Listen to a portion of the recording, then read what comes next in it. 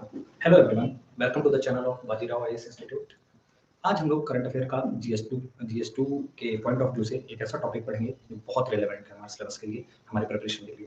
वो टॉपिक है United nation security council. उसका क्या रिलेवेंस है, क्या इंडिया के लिए रिलेवेंस है, इंडिया उसमें क्लेम कर रहा है परमानेंट मेंबरशिप के लिए, क्या इंडिया इतना डिजर्व करता है, या इंडिया को ये जो फाइट इंडिया लड़ रहा है वो वर्थ है या नहीं। इन्हीं सारे पॉइंट्स को हम कवर करेंगे। हम स्टार्ट करते हैं। सबसे पहले तो यूनाइटेड नेशन सिक्योरिटी काउंसिल की जरूरत क्यों पड़ी, या उससे पहले जो उसका पेरेंट ऑर्गेनाइजेशन है यूएन की जरूरत क्यों पड़ी। तो सबसे पहले तो हम वही देखेंगे, नीड ऑफ यूएन क्या था। तो देखो क्या हुआ, 20वीं सेंचुरी के स्टार्टिंग में ही दो वर्ल्ड वॉर हो गए। वो दो वर्ल्ड वॉर में जो विक्टोरियस कंट्रीज थी उनको लगा कि कुछ ऐसा हम बनाते हैं जिस एनार्की की वजह से वर्ल्ड वॉर होगा वो दोबारा ना क्रिएट हो। तो कुछ ऐसा हम वर्ल्ड इंस्टीट्यूशन बनाते हैं जो ऐसी इनसिक्योरिटीज को देखेगा। तो इन्होंने क्या बनाया, यूनाइटेड नेशंस। ये इकट्ठे हुए सैन फ्रांसिस्को में 1945 में, और उस टाइम बैठ के इन्होंने एक चार्टर साइन किया। ये देखो जो आप पिक में देख सकते हो, इन्होंने एक चार्टर साइन किया। इसका नाम क्या रखा, यूनाइटेड नेशंस। एक बॉडी बनाई और वो बॉडी का काम दिए गए, अलग अलग फंक्शंस दिए गए, जिसके अगले स्लाइड में हम देखेंगे। 51 कंट्रीज थे जो एक साथ आए जिन्होंने इसको साइन किया, और 51 कंट्रीज में इंडिया भी एक इसका फाउंडिंग मेंबर था। तो अब हम देखेंगे कि सब फंक्शंस क्या दिए गए थे इनको। तो सबसे पहले इनको फंक्शन दिया गया था कि to maintain peace in the world. लेकिन अगर सच में देखा जाए क्या ऐसा हुआ है, जब से यूएन बना है तब से तीसरा है वर्ल्ड में? आंसर इज नो, है ना। क्योंकि हमने बहुत सारे ऐसे इंसिडेंट्स देखे, चाहे वो कोरियन वॉर हो, चाहे इसराइल पैलेस्टीन का इशू हो, या फिर जो अभी इनसिक्योरिटी बाकी कंट्रीज से जैसे यूक्रेन वगैरह। तो ये प्रॉब्लम्स भी हैं जो अभी तक एड्रेस नहीं कर पाया है, खासकर पीस की फील्ड में। तो इसके बाद एक ये भी लाइन बोली जाती है कि human was not created to create heaven on this earth but to prevent it from becoming hell. कि हमें धरती को स्वर्ग नहीं बनाना है, लेकिन उसको नर्क भी नहीं बनने देना है। इसी के लिए ह्यूमन का निर्माण हुआ। तो और भी इसके फंक्शंस थे इसके अलावा भी। जैसे दूसरा काम इसको दिया गया कि ह्यूमन राइट्स को बचाना है। ह्यूमन राइट्स को बचाना है। ह्यूमन राइट्स में भी बचाने में कोई इतना खास सक्सेसफुल नहीं हुए, क्योंकि आज सीरियन क्राइसिस देख लो, या रोहिंग्या के इशू देख लो, या और भी क्लाइमेट रेफ्यूजीज होते हैं जिनके राइट्स को लेके कुछ खास कर नहीं पाते हैं। तो यूनाइटेड नेशंस इस चीज में भी अनसक्सेसफुल रहा है, जो दूसरा इसको काम मिला था। और तीसरा काम इसको मिला था डेवलपमेंट प्रमोट करने का। अगर डेवलपमेंट के लिए इन्होंने बहुत सारे अदर ऑर्गेनाइजेशंस बनाए, जैसे फॉर एग्जांपल डब्ल्यूएचओ तो थोड़ा बहुत सक्सेसफुल रहा भी है, लेकिन इस डेवलपमेंट का काम आज ओवर पावर कर लिया है अदर इंस्टीट्यूशन, चाहे वर्ल्ड बैंक हो, चाहे इंटरनेशनल मॉनेटरी फंड हो, या डब्ल्यूटीओ। तो आज इतना रेलेवेंस इसका यूएन का खासकर डेवलपमेंट के फील्ड में नहीं रह गया है। अब हमारे सामने एक स्लाइड में दिख रहा है कि प्रिंसिपल ऑर्गेनाइजेशंस यूनाइटेड नेशंस के। हम देखेंगे ऑर्गेनाइजेशंस क्या हैं और इनको मेन टास्क क्या मिला हुआ है। सबसे पहले आता है जनरल असेंबली। जनरल असेंबली को काम दिया गया है, जैसे नॉर्मली अभी असेंबली बनती है पॉलिसी मेकिंग की, हम लोग की असेंबली होती है लोकसभा राज्यसभा, तो वैसे ही सेम काम इसको दिया गया है। यहाँ पे हर कंट्री से एक एक मेंबर 193 स्टेट से बैठता है जाके, जो एक काम देखता है। दूसरा है सिक्योरिटी काउंसिल। इसको काम दिया गया responsible for piece and security. 193 members में पीस एंड सिक्योरिटी रहे, इसको मेंटेन करने का काम इसको दिया गया। वैसे ही इकोसॉक बनाया गया, जिसको इकोसॉक बोलते हैं, इकोनॉमिक एंड सोशल काउंसिल। इसको काम दिया गया इकोनॉमिक एंड सोशल वर्क सारे देखेगा, जो भी यूनाइटेड नेशंस के मेंबर स्टेट से रिलेटेड है। अगली बॉडी थी सेक्रेटरीट। इसको डे टू डे अफेयर्स देखने के लिए रखा गया, यूएन के जो भी होंगे। उसके बाद एक इंटरनेशनल कोर्ट ऑफ जस्टिस बनाया गया, जिसको काम क्या दिया गया कि जो भी लीगल डिस्प्यूट्स होंगे बिटवीन मेंबर स्टेट्स उसको ये देखेगा। और लास्ट में एक बॉडी बनाई गई ट्रस्टीशिप काउंसिल। इसका आज इतना रिलेवेंस नहीं है क्योंकि इसको सस्पेंड कर दिया गया है। इसको काम दिया गया था 11 ट्रस्ट टेरिटरीज ऐसी थी जो इन्होंने वॉर में जीती थी, तो वो एक उसके लिए ट्रस्ट बना दिया कि ये इनको मैनेज करेंगे, और उसी को देखने का काम इनको दिया गया था। इसको बाद में 1960s में 70s में क्या कर दिया गया था, सस्पेंड कर दिया गया। अब आता है यूनाइटेड नेशन सिक्योरिटी काउंसिल, हमारा main topic. United nation security council है क्या? It is one of the 6 organs of United Nations. Permanent headquarter इसका न्यूयॉर्क सिटी में है, और प्राइम रिस्पांसिबिलिटी इसको दी गई है पीस एंड सिक्योरिटी मेंटेन करने की। इसको मेन काम दिया गया है पीस एंड सिक्योरिटी मेंटेन करने की। इसमें दो तरीके के मेंबर्स होते हैं। एक होते हैं परमानेंट मेंबर्स जो हमेशा रहते हैं, दूसरे होते हैं नॉन परमानेंट मेंबर्स जो कुछ टाइम के लिए आते हैं और बाद में चले जाते हैं। परमानेंट मेंबर्स 5 हैं। कौन कौन से? यूएस, चाइना, यूके, फ्रांस और रशिया। मेनली वही कंट्रीज हैं जो उस टाइम वर्ल्ड वॉर में जीती थी, उन्होंने अपने आप को ऐसा परमानेंट मेंबर्स बना दिया। और बाद में 10 नॉन परमानेंट मेंबर्स होते हैं जो रीजनल बेसिस पे जिनको सीट्स अलॉट हैं। जैसे फॉर एग्जांपल अफ्रीका को 3 मिली हुई है, एशिया को 2 मिली हुई है। इनके हर 2 साल में 2 ईयर टर्म के लिए आते हैं, इलेक्शन होता है, और 5 नॉन परमानेंट मेंबर्स हर साल चेंज होते हैं। तो रीजनल बेसिस पे आते हैं, और 10 वही सीट्स हैं जो अलॉट की जाती हैं, और 5 सीट फिक्स रहती हैं जो किसको मिली हुई हैं, इन 5 कंट्रीज को। तो हम देखेंगे कि स्ट्रक्चर क्या दिक्कत वाला है, इसी स्ट्रक्चर में क्या प्रॉब्लम है, या इसमें ही रिफॉर्म चाहिए, या कोई और दिक्कत है। तो ये स्लाइड है कि अगर ये अच्छे से काम नहीं कर पा रहा है यूनाइटेड नेशंस, तो उसमें दिक्कत आ कहाँ रही है, या यूनाइटेड नेशन सिक्योरिटी काउंसिल में स्पेशली क्या दिक्कत आ रही है। सबसे पहला आ रहा है कि वहाँ पे अनइक्वल रिप्रेजेंटेशन है यूनाइटेड नेशन सिक्योरिटी काउंसिल में। अनइक्वल रिप्रेजेंटेशन कैसे? सबसे पहले 51 कंट्रीज ने मिलकर इसको बनाया, ठीक है। उसके बाद एक बार अभी तक सिर्फ इसमें अमेंडमेंट हुआ है यूएन चार्टर में, जिसमें परमानेंट नॉन परमानेंट सीट्स को जोड़ी गई थी और उसके बाद एक परमानेंट सीट चाइना को जोड़ी गई थी। तो वो हुआ था 1963 में अमेंडमेंट, और उस टाइम इनके 113 मेंबर थे। तब से लेके आज 2023 हो चुका है और हमारे इसके मेंबर्स हो चुके हैं 93 वन मेंबर्स हो चुके हैं, लेकिन इस पूरे ही टाइम पीरियड में अभी तक कोई अमेंडमेंट नहीं किया गया। तो मतलब टाइम के साथ जो अमेंडमेंट्स हर इंस्टीट्यूशन में जरूरी होते हैं, इसमें नहीं किए गए, एक प्रॉब्लम की बात है। दूसरा आता है अनइक्वल रिप्रेजेंटेशन। ये तो आउटडेटेड है, ये पुराने टाइम के हिसाब से बनाया गया था, अब इतना सक्सेसफुल नहीं। दूसरा अनइक्वल रिप्रेजेंटेशन, P5 मेंबर्स की बात करें तो USA, UK, France, Russia, China, इन लोगों ने विक्टोरियस ने अपने आप को पावर दे ली, है ना। अब इन्होंने, इनके मेन काम क्या होते हैं यूएन के, सबसे ज्यादा होते हैं इसमें 75%, है ना, अफ्रीका में, उसके बाद लैटिन अमेरिका में, यही ऐसे देश हैं इन पर जरूरत है, लेकिन यहाँ से कोई भी रिप्रेजेंटेशन नहीं रखा गया है ना। No representation from these two continents. In fact Europe बोला जाता है यूरोप इज ओवर रिप्रेजेंटेड, और भाई एशिया इज अंडर रिप्रेजेंटेड, और इनको तो कुछ भी नहीं किया, हमको थोड़ा बहुत दिया तब भी चाइना वगैरह को, है ना। सबसे बड़ी दिक्कत इसी की है। वीटो पावर का मतलब है कि एक भी इंसान अगर राजी नहीं है तो वो रेजोल्यूशन नहीं पास होगा। P5 मेंबर कंट्रीज है, इनको वीटो पावर मिला हुआ है। पांचों कंट्रीज का रेडी होना जरूरी है किसी भी रेजोल्यूशन को पास करने के लिए। अभी देखा गया है कि जैसे यूक्रेन और रशिया का जो युद्ध चल रहा है, उसमें क्या हुआ, बहुत बार रशिया के खिलाफ रेजोल्यूशन पास हुआ, लेकिन कुछ खास हुआ नहीं। क्यों नहीं हुआ? क्योंकि रशिया उसमें वीटो कर देता था या फिर चाइना उसमें फेवर कर देता था रशिया। तो ये साफ देखा जा सकता है। अब देखो वीटो पावर प्रॉब्लम वाला क्यों है, क्योंकि ये जितनी भी कंट्रीज हैं ये अपने प्राइवेट इंटरेस्ट को सर्व करने के लिए वीटो पावर को यूज करती हैं। कैसे? जैसे फॉर एग्जांपल इजराइल और पैलेस्टीन का इशू है, इसमें इजराइल के खिलाफ लास्ट 46 इयर्स में कितनी बार, 46 बार एक रेजोल्यूशन पास किया गया है, लेकिन एक भी बार रेजोल्यूशन पूरा नहीं हुआ। क्यों? क्योंकि जब भी ये केस आता था तो इसमें यूएसए इसको वीटो कर देता।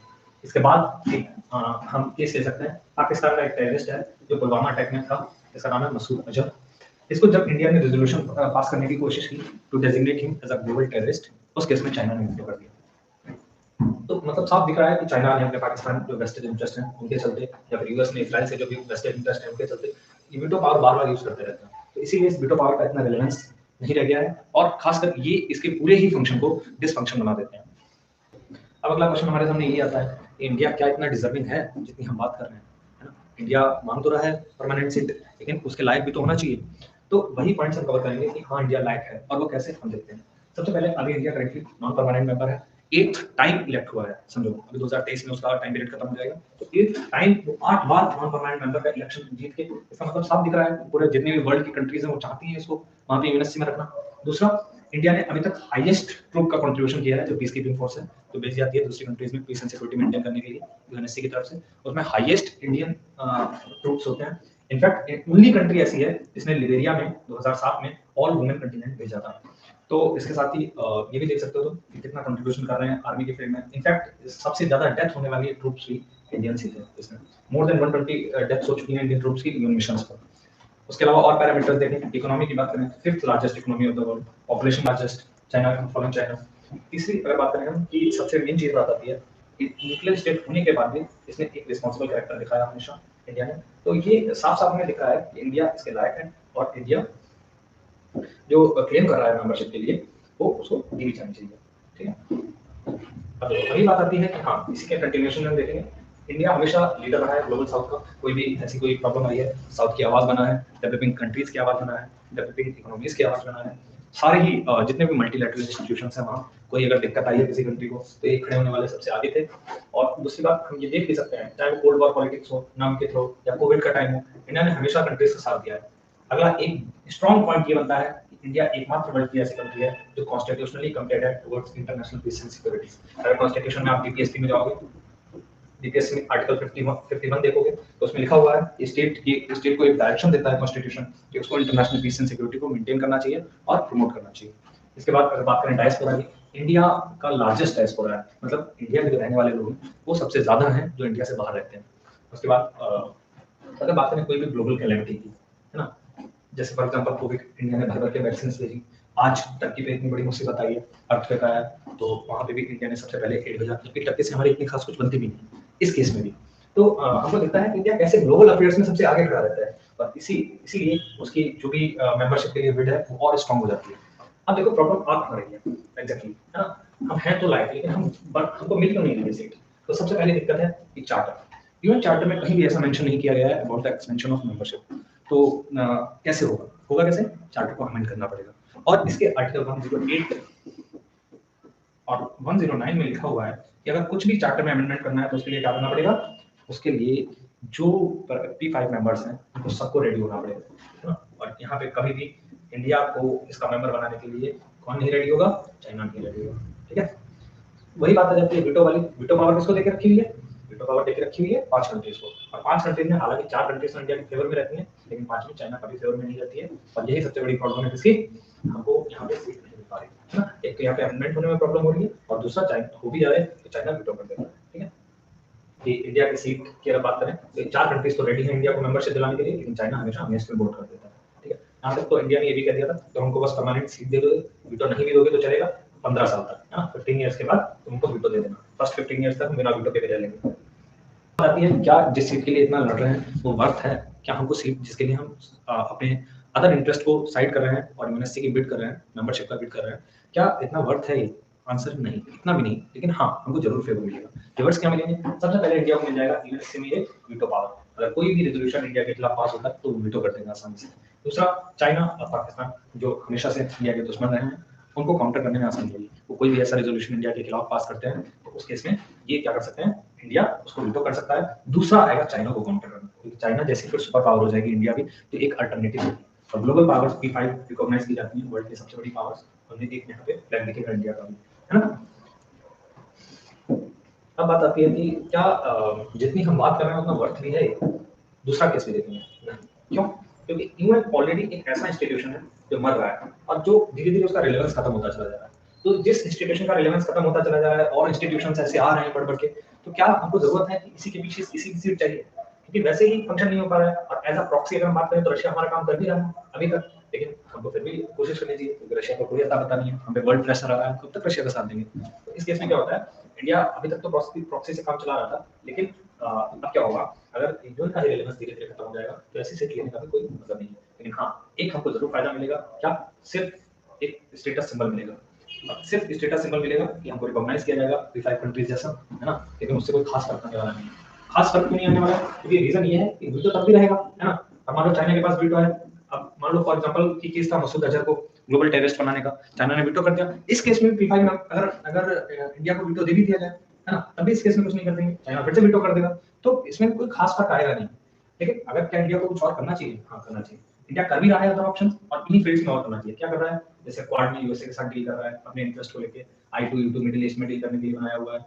ब्रिक्स में बैठ के चाइना रशिया इन दोनों के साथ बैठ के क्या कर रहा है, डेवलप्ड कंट्रीज के खिलाफ खड़ा है, डेवलपिंग कंट्री की आवाज बना हुआ है ना, ग्लोबल इकोनॉमीज का, इमर्जिंग इकोनॉमीज के साथ में बैठा हुआ है। शंघाई कॉर्पोरेशन में क्या कर रहा है, बैठ के चाइना के साथ डील कर रहा है, तो ताकि वो वेस्ट अगर कभी हॉस्टाइल हो जाए तो उसको काउंटर करने के लिए, है ना। तो इंडिया इधर कोशिश कर रहा है, इन्हीं कोशिश को और मजबूत करना चाहिए, जिससे अगर नहीं भी उनको ये सीट मिलती है तब भी उनके जो भी प्राइवेट इंटरेस्ट है वो सर्व होते हैं। इसने किया गया है, इंडिया ने एक ग्रुपिंग बनाई है जिसको हम बोलते हैं G4। G4 में कौन कौन है, ब्राजील, इंडिया, जापान और जर्मनी।